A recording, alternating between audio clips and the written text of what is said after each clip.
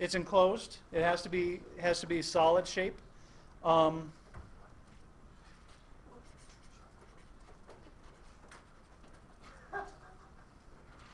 so we're talking about a 3D shape. It's closed. Any other ideas about what makes a prism? What's important about a prism? It's made up of polygons. A prism is a kind of a polyhedron, so it's made up of polygons. Have you used in science and physical science? Have you used prisms? Prisms take white light and turn it into rainbows. So, what shape are those normally? Triangle. Kind of have a triangle, and they're long on one side. So today we're going to get a little more precise about what makes a prism. So we know it's a 3D shape. We know it's closed. Prisms are, we name them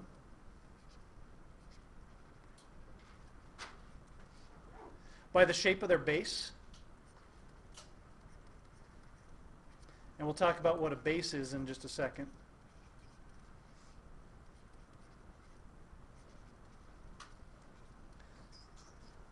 The base is the really important thing about prisms, the one thing that is easy to forget when we're talking about all these shapes. Prisms have two, and we have to remember they have two congruent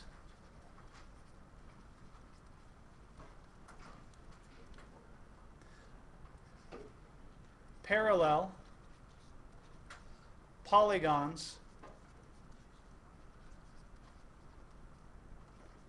as bases. So our prisms always have to have a polygon as a base. So let me put up a couple of prisms here, and we'll label the parts. Just grab this.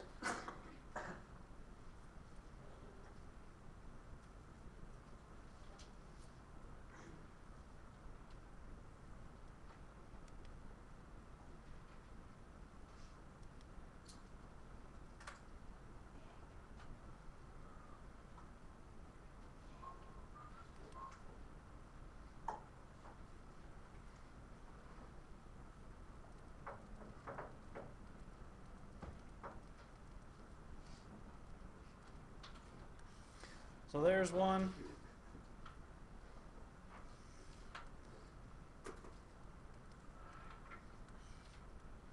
And there's one. All right. So let me shrink these down a little bit.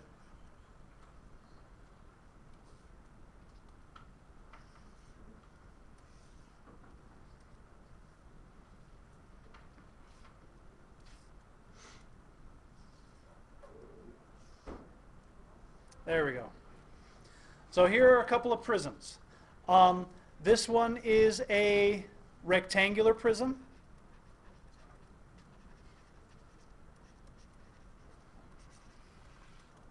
Because my base is a rectangle. Yes?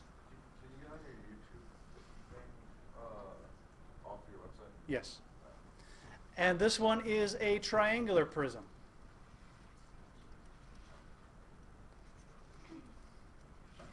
And we can have any shape, any polygon as the base of a prism. We can have octagonal prisms. We can have trapezoidal prisms.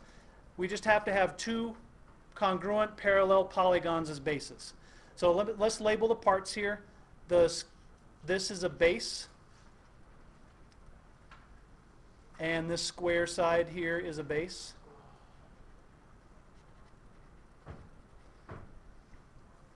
And we already talked about our edges and our vertices. We call the sides, rather than calling them sides, they're called the lateral.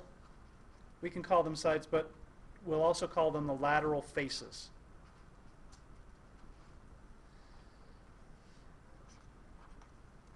And lateral, we'll use the word lateral a lot in this unit. Lateral just means side. So we're talking about the side. So our triangular prism has triangles as bases. We have two of them. They're parallel and they're congruent. We call the edges here the lateral edges.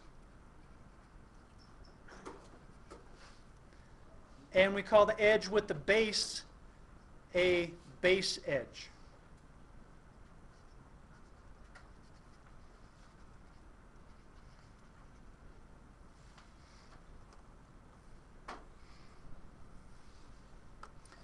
So it's, again, the important thing to remember about prisms, we have two bases.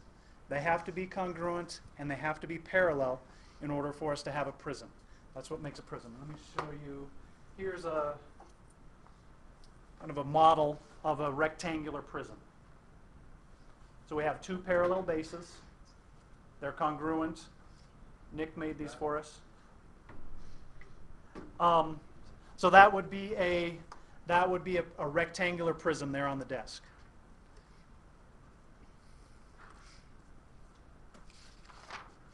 Now, when we talked about a right triangle, what made a right triangle a right triangle? What was special about it? Had a 90-degree angle. So if we're talking about a right prism, what would you guess we mean when we have a right prism? Anybody have an idea? A square would be a right prism. So that would be one example. This prism here is a right prism. So where are the 90-degree angles in this prism? The lateral faces make a 90-degree angle with the base, with a base edge. That's exactly right. So a right prism, and we'll mostly talk about right prisms because they're nice to work with. A right prism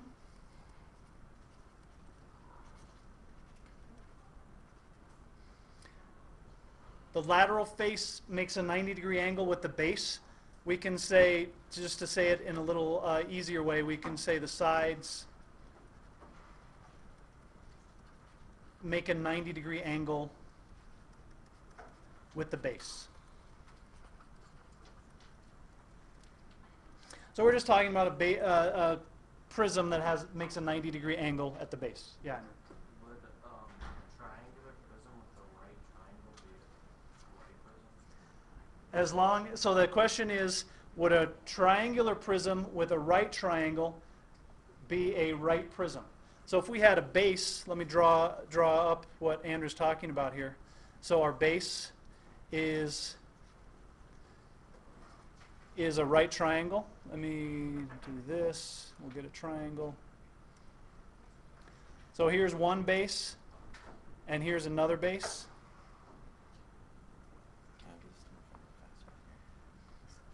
And these angles are 90 degrees. Let me redraw that second triangle.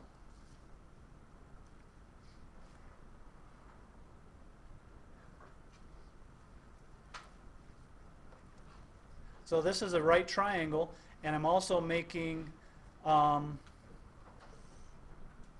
this into a prism, like so. And we're saying that the angle here between the base and the edge is 90 degrees. So this would be a right prism with a right triangle as a base. So we're saying the angle between the base and the lateral faces are 90 degrees. So you could make a right prism with a right triangle. Yes. As long as the sides meet the base at a 90-degree angle, you have a right prism. So those are nice to work with. That's why we usually work with right prisms. An oblique prism oblique means slanted.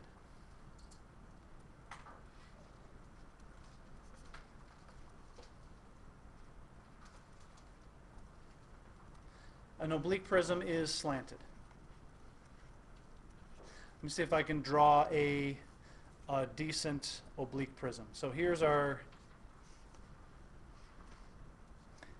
to be our top,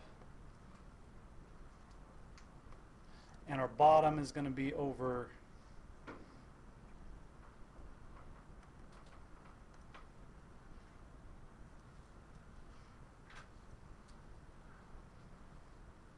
like so, and I'm going to connect these.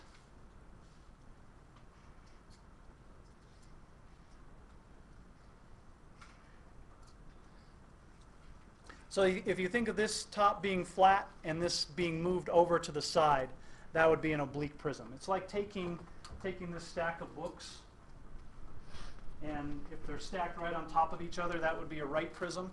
An oblique prism is like taking them and sliding them over like so. So the bases are still parallel, the bases are still congruent, but the prism is kind of slanted at an angle.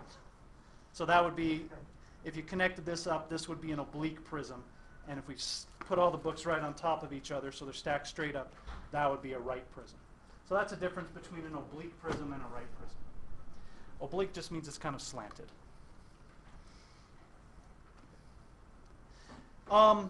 Any questions before we go on from here? Can you go back one slide to the bases? Back one side to the bases, yes.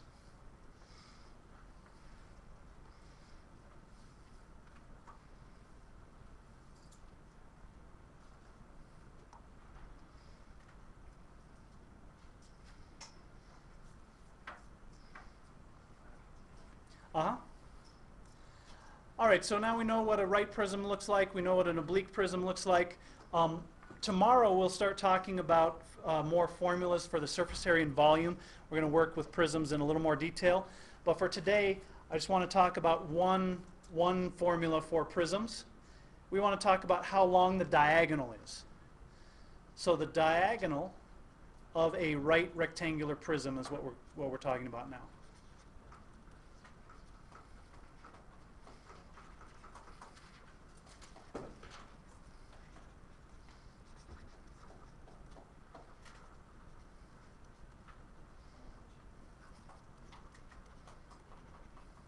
So we want to figure out how we can figure out how long the diagonal is. So let me grab another prism from my gallery here.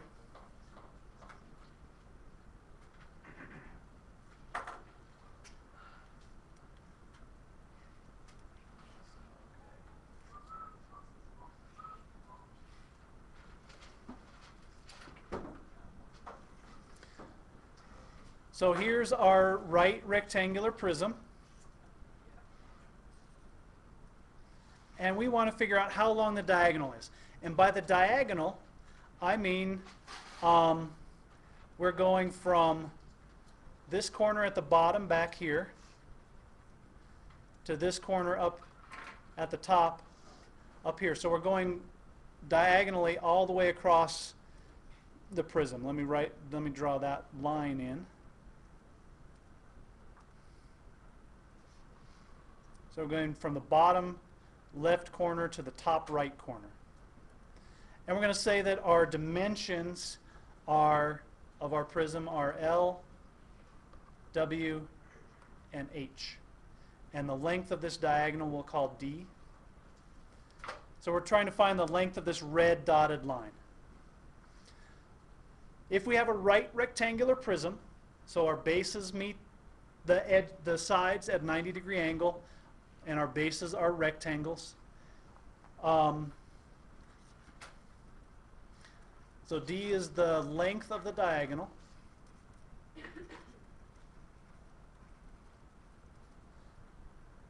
And we have dimensions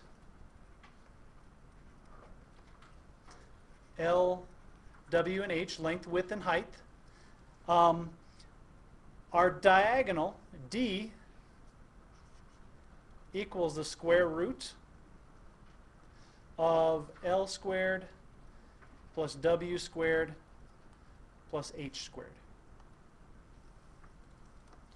So the length of that diagonal is going to be the square root of L squared plus W squared plus H squared.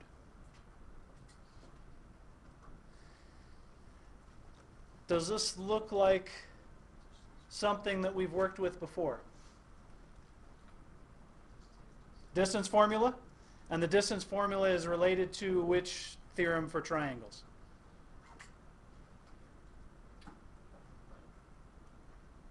Length, we said distance formula. And what if we talked about if this were A, B, and C, and we left off the H, what would this look like? The Pythagorean theorem. So this actually does come from the distance formula or the Pythagorean theorem. We just have to use it twice to get from this corner to this corner, and that's why we end up with 3 things inside instead of just 2. So it is related to the distance formula, the Pythagorean theorem. Let's look at a couple of examples, the kinds of problems that you'll see in your homework using this formula. And right rectangular prism is a fancy way of saying a box. A right rectangular prism is a box. So let's say we have a box with dimensions 8 by 3 by 12. So we have a box with these dimensions, and we want to know the length of the diagonal.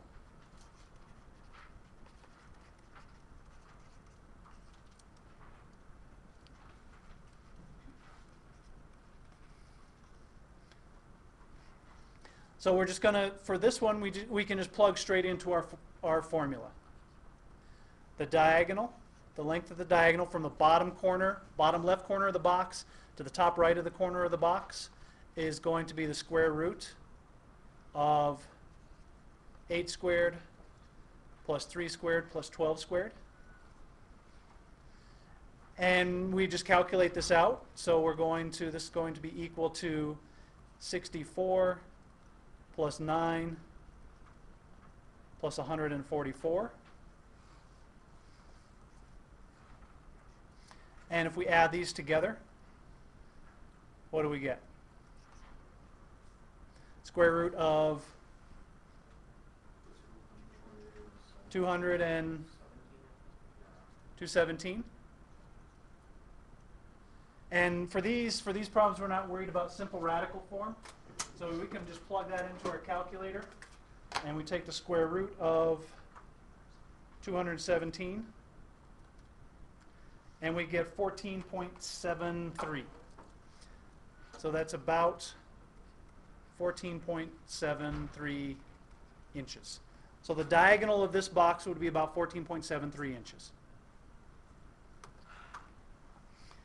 And on a couple of the problems in your homework, you have to go the other direction. We have to figure out the length of of a side if we know the diagonal and a couple of the other sides. So let's do a problem that goes that direction. Are there any questions before we move on from here? Okay. So our second example, we're kind of working this problem backwards. We have a box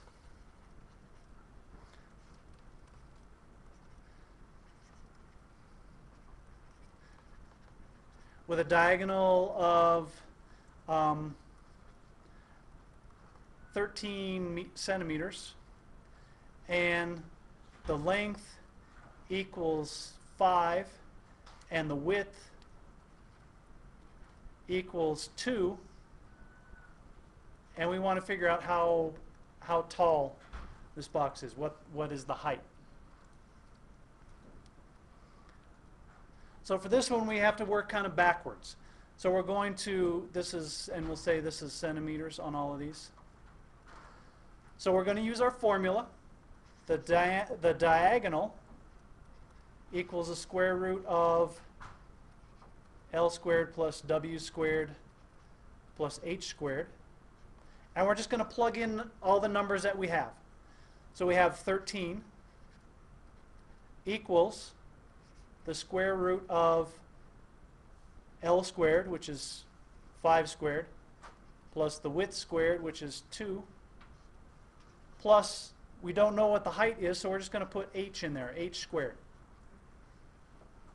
So we get, if we add these together inside the square root, we get 25 plus 4 plus h squared. So 13 equals a square root of 29 plus h squared. How do we undo a square root? We have to square both sides. We want to get h by itself is what is our goal here. So I'm going to square both sides. So I'm going to square this, and I'm going to square this. And 13 squared is what?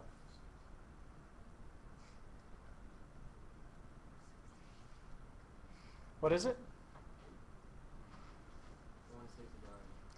169. 169.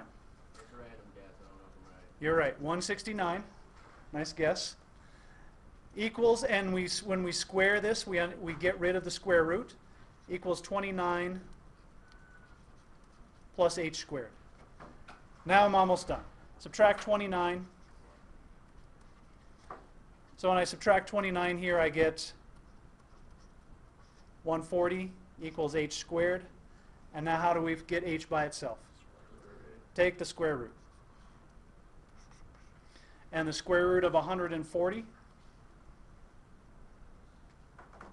one of them was add in Let's calculate it out. Square root of 140, 11.83. Oh my god. You're a human calculator, Sam. So my height is going to be 11.83, about 11.83 centimeters. Nice mental math there. So we plug in the numbers that we have and work the problem to get the one we're looking for by itself, the part that we're looking for by itself. Any questions on this? All right, that's all we're talking about for today. I'll put the homework up in after we go over last night's homework in our math boxes.